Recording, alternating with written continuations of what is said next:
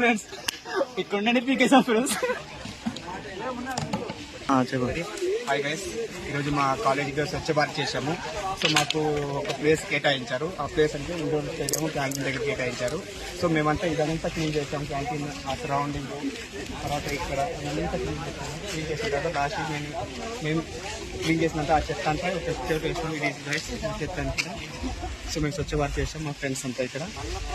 So మీరు కూడా మీ పరిసరాల దగ్గర ఏమైనా చెత్త ఏమైనా ఉంటే క్లీన్ చేసుకొని హెల్త్ అండ్ వెల్త్గా ఉండండి గైస్.